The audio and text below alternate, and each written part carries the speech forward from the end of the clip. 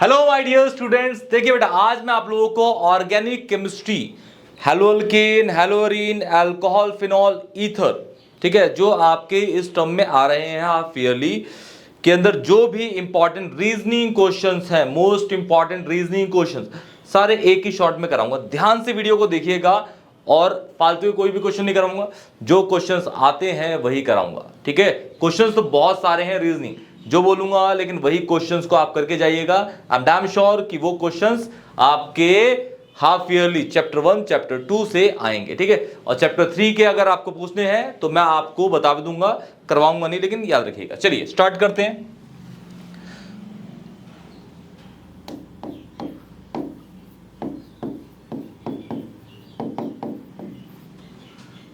Reasoning questions of organic chemistry, चलिए डाल देते हैं, लेकिन मैंने बता दिया आपको कि कौन कौन से चैप्टर लेंगे। ठीक है ना बेटा, ऑर्गेनिक केमिस्ट्री।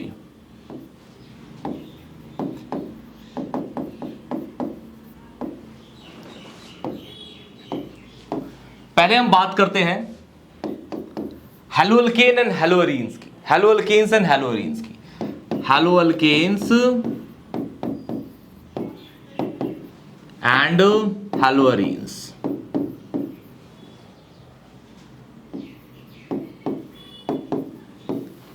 ठीक है, सबसे पहला इसका क्वेश्चन ये आता है कि why Grignard reagent should be prepared under anhydrous condition.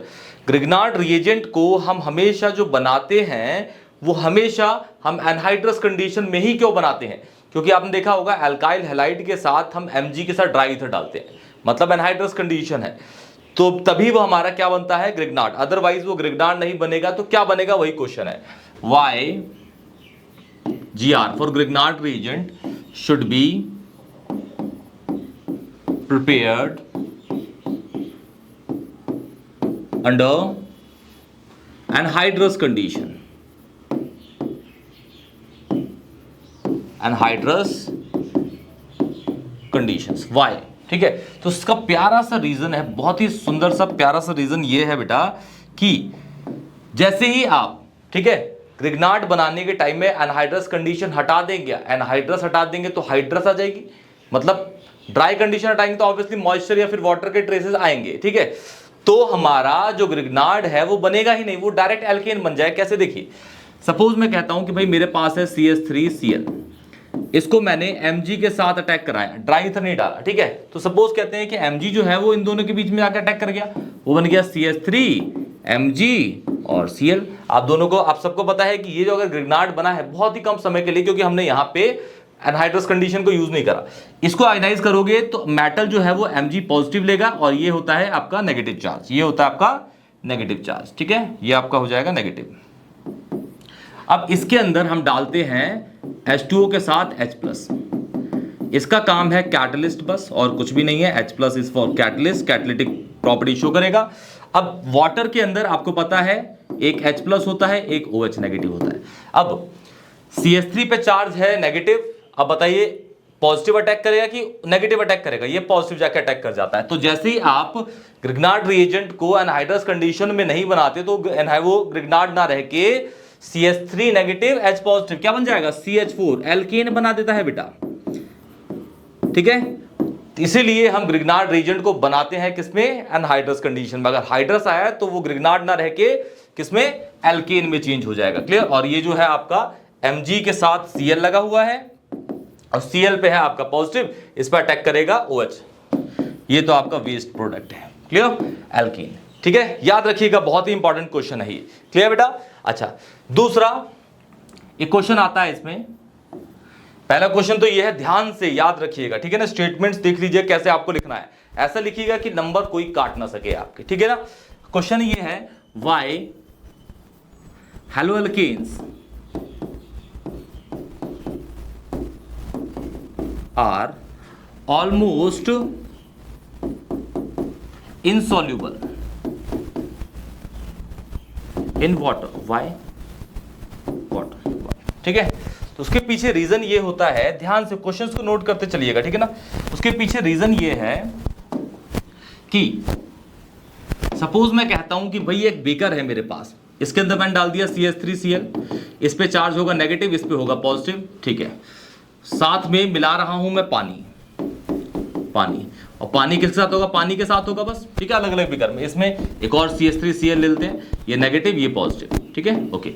अब CH3Cl में ये आपका आयनिक है, ये भी आयनिक है। अब आयंस और आयंस के बीच में जो फोर्स ऑफ अट्रैक्शन होता है, इनके बीच में जो फोर्स ऑफ अट्रैक्शन होगा उसे बोलेंगे इलेक्ट्रोस्टैटिक या फिर Coulombic force of attraction, electrostatic या फिर कूलम्बिक, जैसा कि आप लोग फिजिक्स में चैप्टर 1 में पढ़ते ही हैं, ठीक है, याद है 1/4πε0 multiply Q1 into Q1 upon R², ऐसे कुछ था, FC है ना, okay.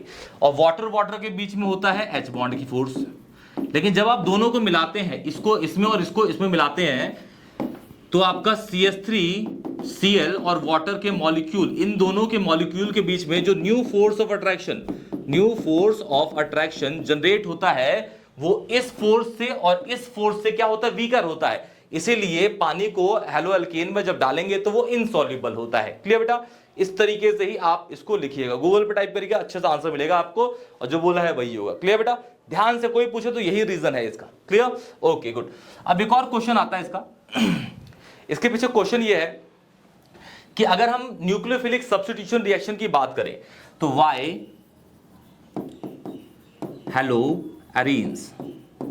haloarenes are less reactive than haloalkanes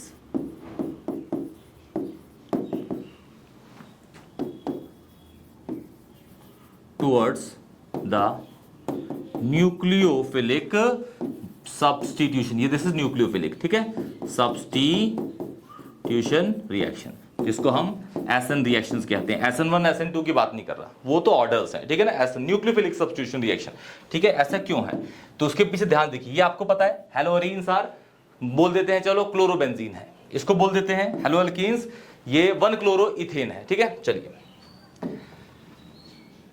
ये हेलोअरीन हो गया, ये हो गया CH3Cl, चलो ठीक है। इसमें क्या डाल दिया, न्यूक्लियोफिलिक सब्स्टिट्यूशन रिएक्शन का जो रिएजेंट है वो एक्वस KOH या फिर एक्वस NaOH होता है, ठीक है। अब KOH एक तरह का बेस है, एक्वस पानी डालेंगे तो ये पॉजिटिव, ये नेगेटिव, ये पॉजिटिव, ये नेगेटिव, ठीक है। CH3Cl, Cl जो है वो एक एल्केन से जुड़ा हुआ है CH3, और CH3 एक नॉर्मल सा प्यारा सा कंपाउंड है, इसमें ना रेजोनेंस है ना कुछ भी नहीं है, तो ये नेगेटिव हो गया, ये पॉजिटिव, सिंगल बॉन्ड है।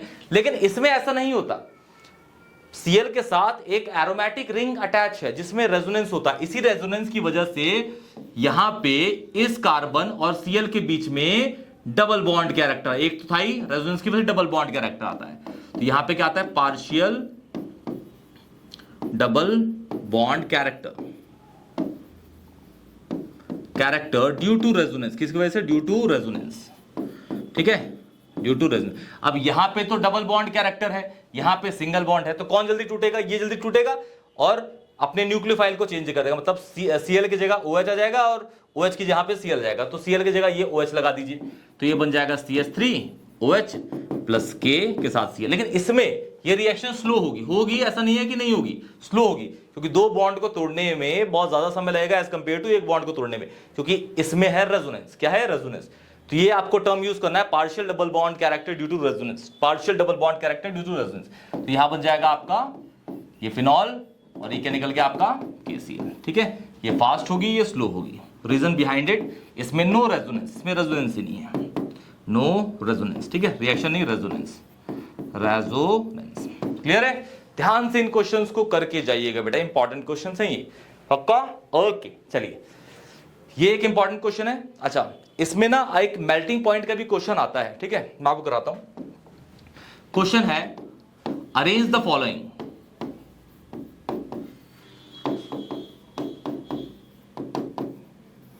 in increasing arrange the following in increasing order of their MP melting point, ठीक है, melting point compounds are like, एक है ये, दूसरा है, तीसरा है ये हो गया ए, ये हो गया बी, ये हो गया सी। ठीक है, इन तीनों को अरेंज करना है कि इन तीनों में सबसे ज्यादा मेल्टिंग पॉइंट किसका होगा। ठीक है, तो इंक्रीजिंग में लेना है तो ये बनेंगे, सबसे कम वाला यहां, उससे ज्यादा वाला यहां, उससे ज्यादा वाला है, सबसे ज्यादा वाला यहां होगा। तो उस कंपाउंड का मेल्टिंग पॉइंट हमेशा ज्यादा होता है जो सिमेट्रिक होता है, याद रखिएगा, क्योंकि जो ज्यादा सिमेट्रिक कंपाउंड होगा वो अच्छा लैटिस फॉर्म करेगा। अच्छा लैटिस फॉर्म होगा तो मेल्ट जल्दी नहीं होता, वो मेल्ट धीरे होता है, याद रखिएगा। ठीक है, तो इसका सिमेट्रिक देख रहे हैं, ये सब ज्यादा सिमेट्रिक है तो सब ज्यादा ए इसका होगा। अब इन दोनों में इससे ये ज्यादा सिमेट्रिक है तो ये बी होगा, ये होगा। ठीक है, सिमेट्रिक कंपाउंड्स का याद रखिएगा, इसको लिख लीजिएगा, सिमेट्रिकल कंपाउंड्स का एमपी ज्यादा होता है। ठीक है, याद रखिएगा, क्लियर। तो अल्कोहल फिनॉल, इसमें हेलोअल्कीन्स हेलोअरीन्स में यही ज्यादा इंपॉर्टेंट क्वेश्चंस थे। अब हम मूव कर जाते हैं अल्कोहल फिनॉल ईथर पे। ध्यान से देखिए बेटा, alcohols phenols and ethers, alcohol phenol and ethers. सबसे पहला इसका क्वेश्चन है कि जो अल्कोहल्स होते हैं क्या वो पानी के अंदर सॉल्युबल होते हैं? हाँ भाई, सबने देखा है मूवीज के अंदर पानी को शराब में मिला दिया जाता है तो ना शराब पानी नीचे बैठती है ना पानी नीचे बैठता है, ना शराब ऊपर बहती है ना पानी ऊपर बहता है, दोनों मिल जाते हैं एक दूसरे में। ठीक है, लेकिन तेल के साथ ऐसा नहीं होता। मस्टर्ड ऑयल को पानी में मिलाइए, नहीं, फ्लोट करता है मस्टर्ड ऑयल ऊपर। तो पहला क्वेश्चन है why alcohols are soluble in water, why alcohols are soluble in water? तो उसके पीछे रीजन होता है पानी और अल्कोहल के बीच में इंटरमॉलिक्यूलर हाइड्रोजन बॉन्ड होता है, इसीलिए। ठीक है ना, याद रखिएगा, because alcohols can form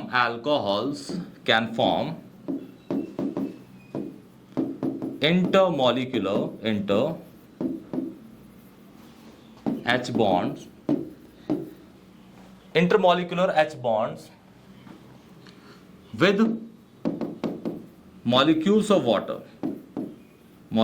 of water, that is why। ठीक है, ये रीजन होता है।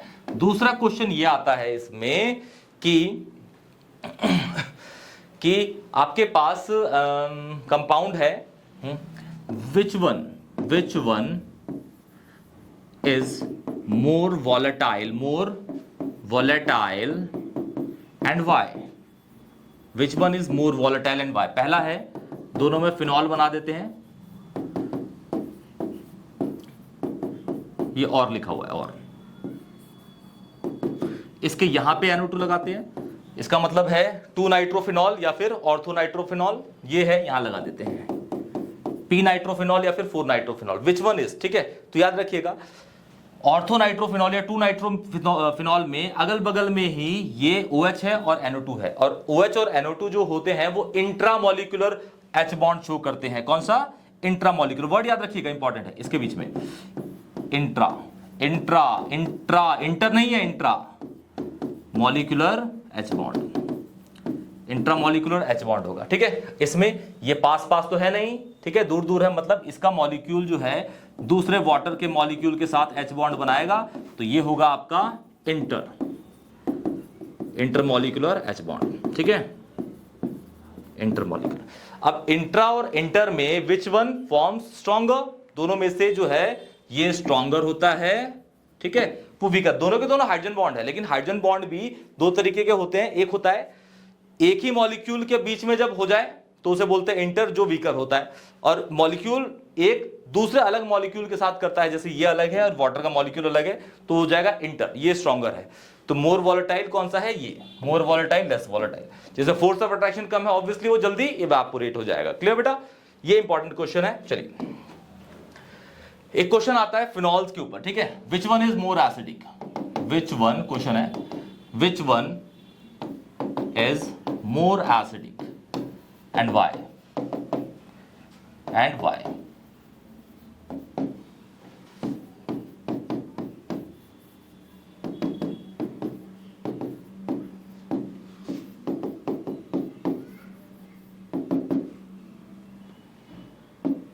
ये नहीं है NO2, ठीक है। ये तो मोर एसिडिक ये होगा क्योंकि इसमें ये वाला जो ग्रुप है ये ईथर है, और ईथर जो होते हैं वो EDG ग्रुप है, electron donating group. Electron donating group हमेशा बेसिक कैरेक्टर को बढ़ाते हैं। ये जो NO2 है ये आपका क्या है, EWG, इलेक्ट्रॉन विड्रॉइंग ग्रुप, इसीलिए ठीक है ना।